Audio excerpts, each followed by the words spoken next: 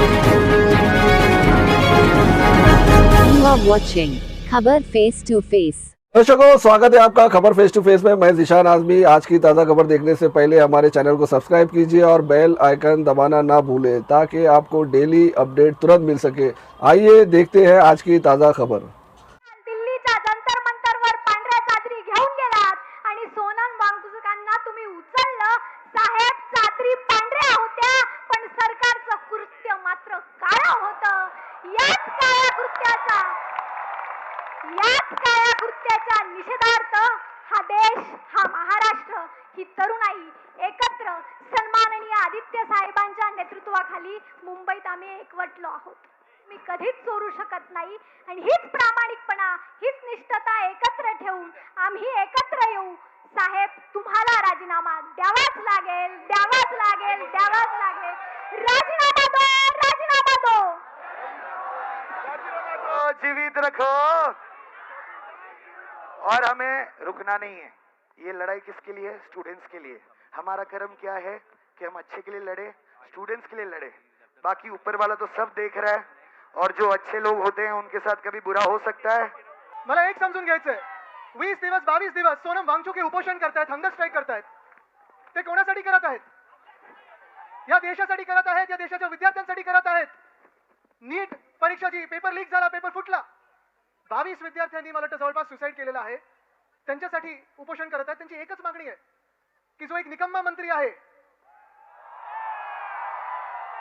धर्मेंद्र प्रधान यांचा राजीनामा पाहिजे आम्हाला। मला एक समजायचं आहे, धर्मेंद्र प्रधानना कुठचं सोनं चिकटलेलं आहे की प्रधानमंत्री त्यांना काढू शकत नाहीत। आज देशाचा युवा विचारतोय, आज देशाचा युवा हा रस्त्यावर उतरलेला आहे। युवा आहे, युवती आहे, सगळे रस्त्यावर उतरले आहेत। इथे तुम्ही पाहिलं तर सगळे विद्यार्थी आहेत, अनेक लोक इथे विद्यार्थी आहेत, वेगवेगळ्या संघटनेतून आलेत, वेगवेगळ्या पक्षातून आलेत। गरज नाही की सगळ्यांनी कोणी एकाच व्यक्तीला मतदान केलं असेल। कदाचित आपलं एक मत अनेक विषयांवर होऊ शकणार नाही, पण आपलं एक मत ह्या विषयावर होऊ शकतं की आपल्या देशाच्या भविष्यासाठी आपल्याला सर्वांना एकत्र यावंच लागेल।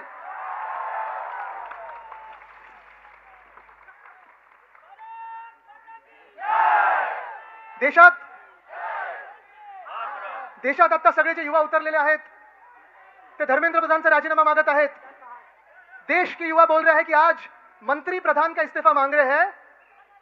अगर मंत्री प्रधान थोड़ा उल्टा किया जाए तो क्या होता है? ये भी मांगने में हम कम नहीं रहेंगे।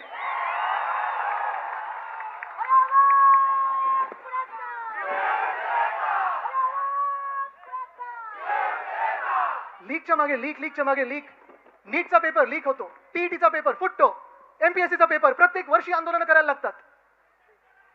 आज अनेक शाळांमध्ये बाथरूम नीट नाहीयेत, आज अनेक शाळांमध्ये सॅनिटरी पॅड वेंडिंग मशीन्स नाहीयेत, आज अनेक शाळांमध्ये वीज नाही, इलेक्ट्रिसिटी नाहीये।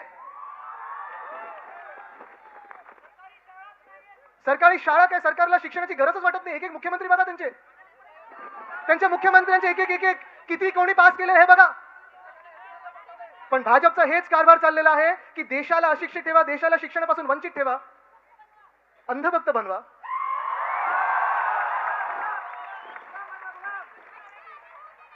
आम्ही अंधभक्त राहू तर ह्या देशाच्या मातीचे राहू, आम्ही अंधभक्त राहू तर आमच्या छत्रपती शिवरायांचे राहू, आम्ही अंधभक्त राहू तर शाहू फुले आंबेडकरांचे राहू, आम्ही अंधभक्त राहू तर महामानव डॉक्टर बाबासाहेब आंबेडकरांचे राहू, ज्यांनी संविधान दिलं। नाही, हे पण एकदम क्षुल्लक आहे। हा लढा आता जे सरकार आपल्याला रोजीरोटी देऊ शकत नाही, रोजगार देत नाही, शिक्षण देत नाही, उत्तर देत नाही, हे सरकार बदलण्याचा हा लढा आता सुरू झाला पाहिजे। आम्हाला धर्मेंद्र प्रधान नकोय, आता हे सरकार नकोय आणि मी नेतृत्व करायला आलेलो नाही। तुम्ही सर्वांनी आता नेते व्हा सांगण्यासाठी आलेलो आहे। क्रांतिकारक फासावर गेले, काय वय होती त्यांची? सुखदेव, राजगुरू, भगतसिंग, किती नावं घ्यायची, चापेकर बंधू, सगळे याच वयातले होते, याच वयातले, ज्यांना आज आपण जेन झी म्हणतो। ती काय झुरळ होती? तुम्हाला काय झुरळामुळे स्वातंत्र्य मिळालंय? जर आपल्या स्वतःच्या प्राणाची पर्वा न करता, घराची कुटुंबाची पर्वा न करता तेव्हाची तरुण मुलं यांनी जर का देशाच्या स्वातंत्र्यासाठी बलिदान केलं नसतं तर आज आपल्याला स्वातंत्र्य बघायला मिळालं नसतं। मग स्वातंत्र्यासाठी ज्यांनी स्वातंत्र्यासाठी बलिदान केलं ते स्वातंत्र्य आपण टिकवू शकतो की नाही? ते टिकवणं आपलं काम आहे की नाही, आपलं कर्तव्य आहे की नाही? आणि जे आपल्याला झुरळ म्हणतायत, होय मी सुद्धा झुरळ आहे, कोणी एकेकाळी मी सुद्धा याच वयात होतो. जर तुम्ही तरुण मुलांना झुरळ बोलत असाल तर झुरळांचे आई वडील सुद्धा झुरळच आहेत. हा देश काय झुरळांचा देश आहे? आपण आता ठरवलं पाहिजे की जो आपल्याला झुरळ म्हणतोय, जो आपल्याला न्याय हक्क नाकारतो आहे, या सगळ्या सत्तेला चिकटलेल्या गोचिडी आहेत. गोचिडी, मी आज त्या सत्तेला चिकटलेल्या ना गोचिडी म्हणतोय, जे सत्तेला चिकटून राहिलेत आणि लोकशाहीचं रक्त पितायत. या सत्तेला चिकटलेल्या लोकशाहीचं रक्त पिणाऱ्या गोचिड्या आपल्याला खेचून बाहेर काढाव्याच लागतील. आणि आजपासून हा लढा सुरू होतोय. तिकडे जंतर मंतरला काय करतील सांगता येत नाही, कारण सगळं सैन्याची जमवाजमव सुरू झालेली आहे. इंग्रजांनी सुद्धा असं 100-150 वर्ष राज्य केलं होतं, पण देशातली जनता जेव्हा एकजुटीने रस्त्यावरती उतरली तेव्हा इंग्रजांना सुद्धा इथून पाय काढून पळावं लागलं होतं. तसंच यांना आपल्याला करावं लागेल.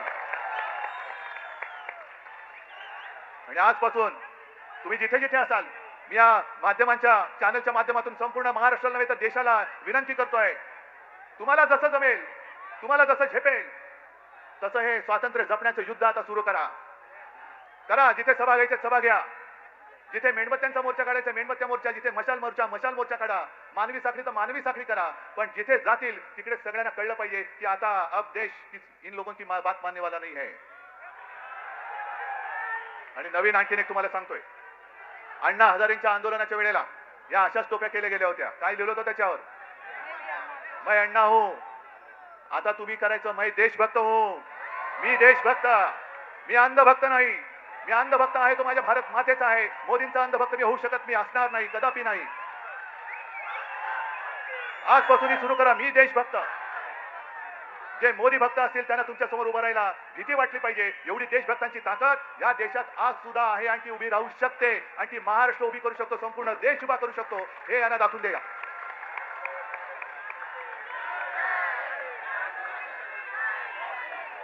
आज तुम्ही एवढ्या मोठ्या संख्येने आलेला आहात. मी म्हणतोय ठिणगी आहे, पण एक ठिणगी वणवा पेटवायला पुरेशी असते. ती ठिणगी आज पडलेली आहे आणि देशाच्या लुटारूंना सत्ता भ्रष्ट केल्याशिवाय आता आम्ही स्वस्थ बसणार नाही. ही शपथ घेऊन आपण ह्या आंदोलनाला सुरुवात करूया. जय हिंद, जय महाराष्ट्र. सफेद चादरीत काळे कृत्य, सफेद कापड घालून लोकशाहीचं खून करण्यात आलं. सफेद कापड घालून परवा लोकशाहीचं खून दिल्लीत करण्यात आलं. त्याच्या निषेधार्थ आज आपण सगळे इथे जमलेलो आहोत.